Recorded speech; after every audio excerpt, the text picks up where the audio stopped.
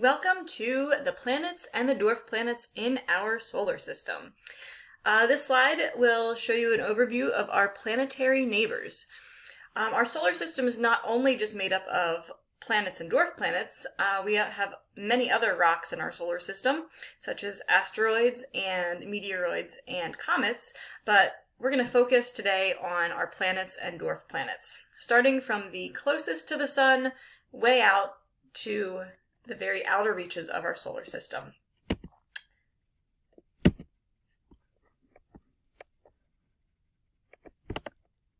So how do I remember the order of the planets? There's a very simple mnemonic device, this sentence, "My very educated mother just served us nachos." Each letter stands for the name of a planet. So my is Mercury, very is Venus, educated is Earth, mother is Mars, just is Jupiter, served is Saturn, us is Uranus, and nachos is Neptune. When I first learned this sentence as a student, our sentence was, "My very educated mother just served us 9 pizzas." However, pizzas standing for Pluto, we got rid of that one because it is now just a dwarf planet. Let's start with Mercury. If you look at the picture, you can see that it should remind you pretty much of our moon because it has so many craters. It is the smallest planet in our solar system, and it has a very extreme temperatures due to a very slow rotation. A lot of people think it's the hottest planet in our solar system, which is not true because the side that is facing away from the sun gets extremely, extremely cold, while the side that is facing the sun gets extremely hot. It takes Mercury about 60 Earth days to make one rotation. So that means for about one Earth month, half the planet is being baked while the other half freezes. So it's a very extreme temperature planet. Our next planet is Venus. You can see just from the picture, it looks very hot, and it is the hottest planet in our solar system. And this isn't due to the proximity to the sun, but it's due to a very thick atmosphere and a runaway greenhouse effect, which means the sun's rays can come in, but they are trapped and they can't get out. So the surface is covered with volcanoes and lava. It has high pressure, and it also rotates in the opposite direction of most planets. One other interesting fact about Venus is that its day is longer than its year. It takes about 243 Earth days for Venus to spin around once on its axis, while it only takes 225 Earth days to go around the sun. Earth, my favorite planet. This is the only planet that we know of that can sustain life. It is 70% of the surface is water, which is key to the survival here on Earth. But we also have many interesting land features. We have land masses, we have mountains, we have volcanoes, we have ice caps. Earth is located in what is called the Goldilocks zone of our solar system, meaning it is just right away from the sun. So we're not too hot and we're not too cold. It is just right to sustain life.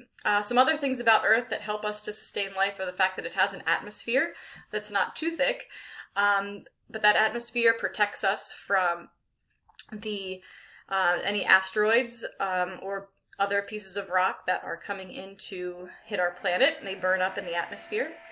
We also have oxygen, which is a key thing that life needs here on Earth. Many people think, oh, well, we're not too hot, we're not too cold, but actually in Antarctica, the coldest temperature ever recorded was a negative 128 degrees Fahrenheit, while in Death Valley, the hottest temperature ever recorded was right around 130 degrees Fahrenheit. So we can get very hot and very cold. Mars. This is a planet that is most like ours. It's known as the red planet due to its rusty colored soil. There's a lot of iron oxide in its soil, and therefore when it hits the air, it rusts. Mars has less gravity than Earth, and so therefore it has very tall mountains, but it also has very deep valleys. There's a canyon on Mars that's similar to our Grand Canyon here in the United States, but if you would take the canyon on Mars and put it over the United States, it would stretch the entire width of the United States. One of the tallest mountains in our solar system is on Mars, Olympus Mons, and I believe is 5 times the height of Mount Everest. We do have the evidence of the possibility of life, which is why we continue to explore Mars. There is evidence of water in their ice caps, but it is frozen. We have sent a number of robots to explore Mars, and February 18th in 2021, we will be landing yet another rover called the Perseverance, with the hopes of eventually sending humans to Mars, but we have not done that yet. Ceres is a dwarf planet that's located in the asteroid belt. So Mercury, Venus, Earth, and Mars are known as the inner planets. After the inner planets, we have this ring of rocks that are orbiting the sun, and this is called the asteroid belt. Ceres is one of the largest rocks in that belt, and it is large enough to be considered a dwarf planet. You can see that there are 2 white spots on that dwarf planet, and those are thought to be salt deposits. There could also be a significant amount of water there. Past the asteroid belt, we are now moving on to our outer planets. Jupiter is our largest planet in our solar system, and it is known for the Great Red Spot, which is a massive hurricane-like storm that has been going on for over 300 years. And just to put things in perspective, just in that red spot, we could fit 3 Earths. So Jupiter is extremely large for our planet. It's known as a gas giant. It also has over 70 named moons, and many are visible through just a regular set of binoculars. If you're able to see Jupiter, we can see at least 4 of Jupiter's main moons from Earth pretty easily. Our next gas giant is Saturn, and it's known for its rings. It's not the only planet with rings. Actually, all of our gas giants have rings, but Saturn has the most distinct rings. And it's known as the jewel of our solar system. And those rings are made up of little pieces of rock and ice that are orbiting Saturn. Uranus is also a gas giant. It's actually an ice giant because it is so cold. The main feature about Uranus is that it is so tilted, it appears to spin on its side. Notice that it's also a very blue color, and that's from the methane in its atmosphere. And our last planet in our solar system is Neptune.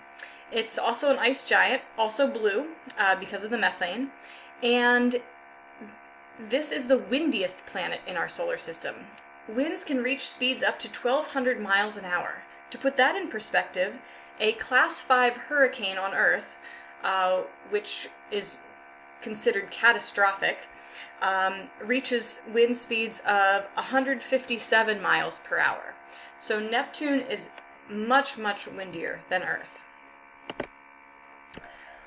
One of our other dwarf planets, which is out past the orbit of Neptune, is Pluto. And Pluto was thought to be a planet until 2006. It was reclassified because of its size and erratic orbit.